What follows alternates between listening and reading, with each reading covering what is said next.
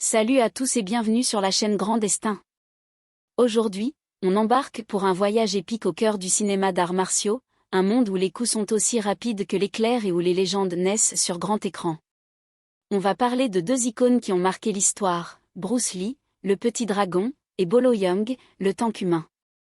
Leur amitié, forgée sur le plateau d'Opération Dragon, est l'une des histoires les plus fascinantes du cinéma.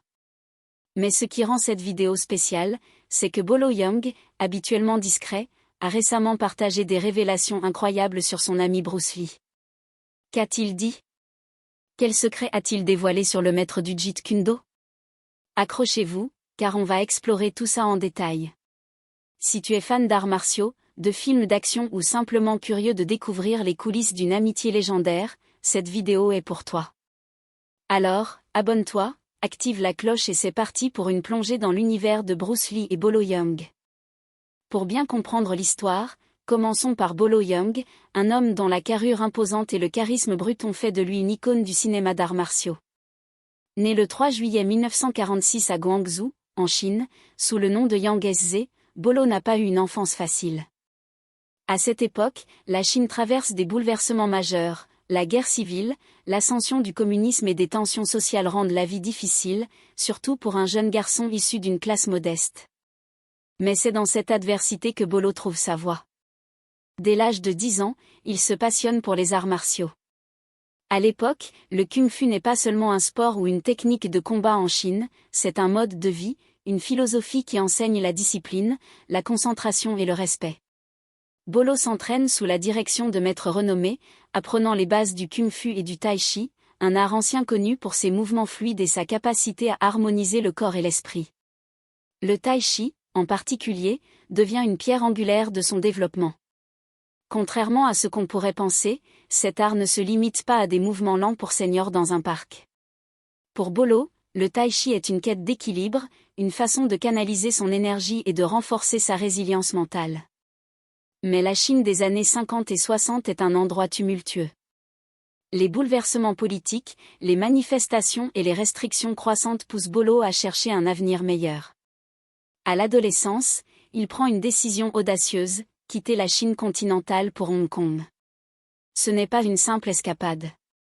Pour atteindre l'île, Bolo doit traverser la rivière Shenzhen à la nage, une entreprise risquée qui témoigne de son courage et de sa détermination. Hong Kong, alors colonie britannique, est un monde à part. C'est un melting pot culturel, un lieu où les traditions chinoises se mêlent à l'influence occidentale, et où les opportunités semblent infinies pour un jeune homme ambitieux comme Bolo. À Hong Kong, Bolo découvre une nouvelle passion, la musculation. Il croit fermement qu'un corps fort complète un esprit affûté, une philosophie qu'il applique à la fois dans les arts martiaux et dans sa vie quotidienne. En 1969, il remporte le titre de champion de musculation de Hong Kong, un exploit qu'il répète pendant 10 ans consécutifs. Imaginez, une décennie de domination dans une discipline aussi exigeante. Pourtant, malgré ce succès, Bolo reste humble. Pour lui, la musculation et les arts martiaux ne sont pas une quête de gloire, mais un chemin vers l'harmonie intérieure. Son dévouement au tai chi, en particulier, lui permet d'aligner son physique impressionnant avec une sérénité spirituelle, une combinaison rare qui le distingue. Pour comprendre comment Bolo Yeung est devenu une star, il faut plonger dans le contexte du cinéma hongkongais des années 60 et 70. À cette époque, Hong Kong est en pleine effervescence. L'industrie cinématographique, portée par des studios comme Shaw Brothers et Golden Harvest, connaît un âge d'or. Les films d'arts martiaux, en particulier, deviennent un phénomène mondial, un peu comme la K-pop d'aujourd'hui. Des films comme Les 5 Venins mortels ou Le Point de la vengeance captivent les audiences internationales avec leurs chorégraphies spectaculaires, leurs histoires épiques et leurs personnages charismatiques. Les réalisateurs et producteurs sont constamment à la recherche de talents capables d'allier prouesse physique et présence à l'écran. Et c'est là que Bolo Yeung entre en scène.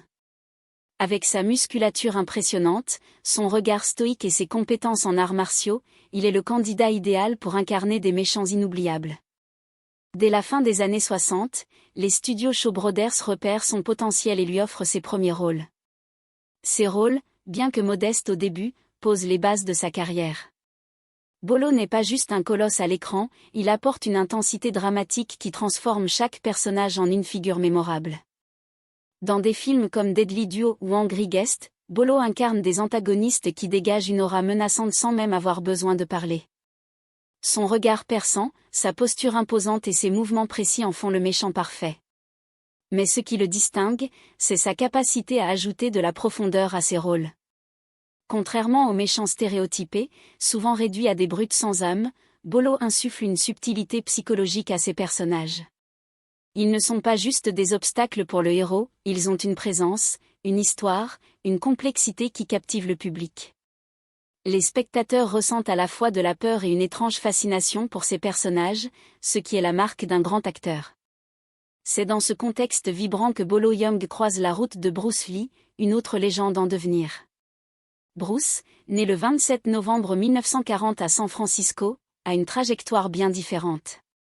Fils d'une star de l'opéra cantonais, il grandit à Hong Kong, où il fait ses débuts au cinéma dès l'enfance. À 18 ans, il retourne aux États-Unis pour étudier à l'Université de Washington, où il développe sa propre philosophie des arts martiaux, le Jeet Kune Do. Ce style, qui prône l'adaptabilité et l'efficacité, devient sa marque de fabrique. Bruce n'est pas seulement un combattant, c'est un penseur, un innovateur qui repousse les limites de ce qu'un art martial peut être. En 1971, les chemins de Bruce et Bolo se croisent lors du tournage d'une publicité pour les cigarettes Winston. L'alchimie est immédiate. Les deux hommes partagent une passion pour les arts martiaux et une vision commune, faire découvrir cette discipline au monde entier à travers le cinéma. Bruce, impressionné par la puissance et la discipline de Bolo, l'invite à rejoindre le casting d'Opération Dragon, Enter the Dragon, un film qui va redéfinir le genre des arts martiaux. Opération Dragon, sorti en 1973, est un monument. Avec un budget modeste de $850 000, le film rapporte plus de $400 millions au box-office mondial, un retour sur investissement phénoménal. Dans ce film, Bruce Lee incarne un maître d'arts martiaux envoyé sur une île mystérieuse pour démanteler un réseau criminel. Bolo, quant à lui, joue le rôle de Bolo, le bras droit du méchant Han, un personnage qui deviendra si emblématique que son nom restera associé à l'acteur pour toujours. Les scènes de combat entre Bruce et Bolo sont électriques, mêlant chorégraphie complexe et tensions dramatiques. Leur collaboration ne se limite pas à l'écran, en coulisses, ils échangent des techniques, peaufinent leurs mouvements et se poussent mutuellement à atteindre l'excellence. Bolo Yeung est un homme discret, qui fuit généralement les projecteurs. Mais en novembre 2022, il brise le silence lors d'une interview en mandarin, traduite en anglais par Birdie Bruce Lee Central. Cette interview est une mine d'or pour les fans, car Bolo y partage des anecdotes inédites sur Bruce Lee et leur amitié. Il raconte, par exemple, comment Bruce était souvent défié sur les plateaux de tournage. Certains figurants, sceptiques face à sa réputation, voulaient tester ses compétences en Jeet Kune Do. Bolo se souvient d'un incident où un figurant a provoqué Bruce. La réponse ? Un coup de pied fulgurant à la tête, et le combat était fini en un instant. Bruce était trop rapide, confie Bolo, admiratif. Cette vitesse légendaire est l'une des marques de fabrique de Bruce Lee. Capable de délivrer 8 coups de poing en une seconde, il était une force de la nature. Son coup de poing d'1 pouce, en particulier, est entré dans la légende. Ce mouvement, exécuté à une distance incroyablement courte, pouvait générer une force colossale, projetant un adversaire de 90 kg à 5 mètres. Les experts en physique ont analysé ce coup, il atteignait une vitesse de 190 km/h, un exploit qui repose sur un entraînement rigoureux combinant force, précision et explosivité. Bolo révèle aussi la personnalité de Bruce hors caméra. Loin de l'image de star intouchable, Bruce était un homme passionné, curieux et profondément dévoué à son article. Il passait des heures à étudier les techniques de combat, à lire des ouvrages de philosophie et à perfectionner ses chorégraphies. Pour Bolo, Bruce n'était pas seulement un collègue, mais une source d'inspiration, quelqu'un qui repoussait constamment les limites de ce qui était possible. Alors, imaginons un instant, Bruce Lee contre Bolo Yeung dans un combat réel. Qui l'emporterait ? C'est une question que tout fan d'arts martiaux s'est posée au moins une fois. Analysons les forces en présence. Bruce Lee, avec ses 1m70 et 65 kg, est une machine de précision. Son Jeet Kune Do, qu'il a créé après des années de pratique du Wing Chun, met l'accent sur l'adaptabilité, la vitesse et l'efficacité. Bruce croyait qu'un art martial devait s'adapter à l'individu, et non l'inverse. Ses mouvements sont fluides, ses frappes précises, et sa capacité à anticiper les attaques de ses adversaires est presque surnaturelle. Le coup de poing d'un pouce est son arme secrète, capable de neutraliser un adversaire en une fraction de seconde. Bolo Yeung, du même gabarit mais pesant environ 100 kg, est une force brute. Son entraînement combine kung-fu, karaté et musculation intensive, ce qui lui confère une puissance et une endurance exceptionnelles. Bolo est capable de délivrer des coups dévastateurs, et sa résistance physique lui permet de supporter des attaques qui mettraient la plupart des combattants à terre.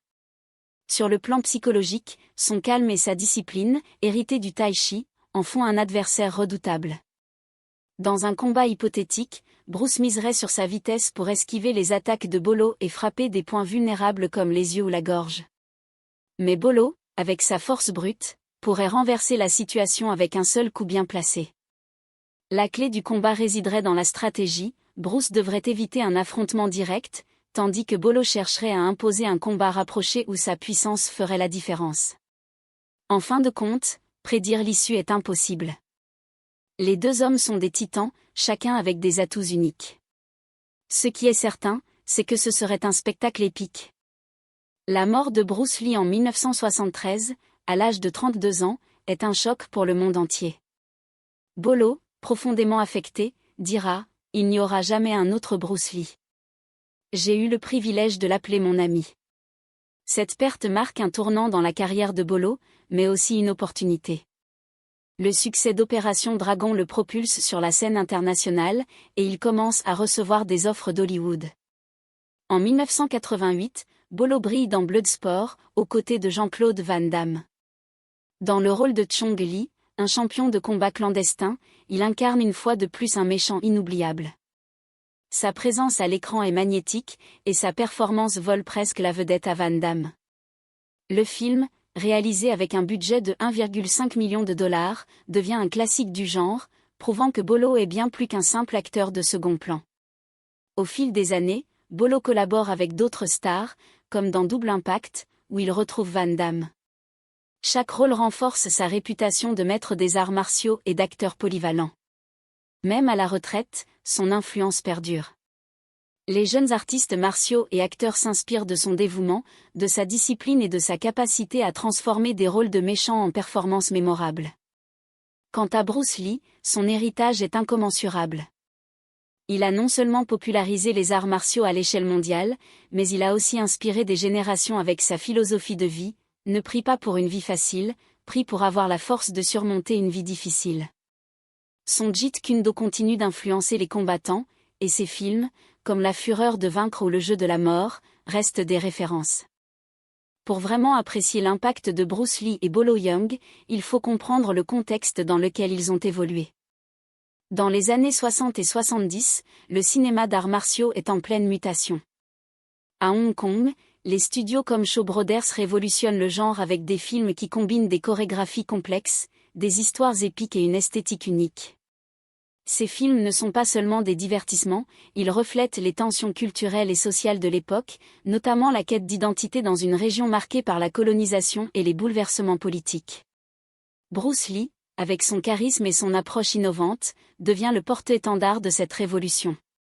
Il brise les stéréotypes en présentant des héros asiatiques forts et charismatiques à un public occidental.